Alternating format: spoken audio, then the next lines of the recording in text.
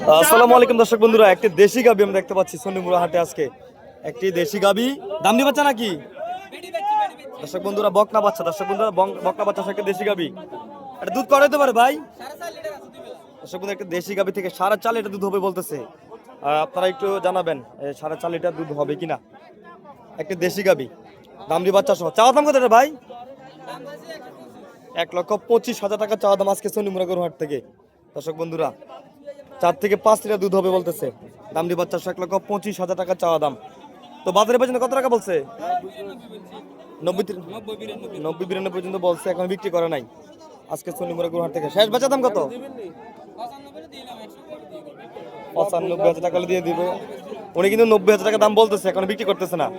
95 বলে দিছে দর্শক বন্ধুরা, উনি 90,000 টাকা দাম বলতেছে। আপনি কি ফালা লেগে নিবেন? কেন ভাই ফালা লেগে নিবেন?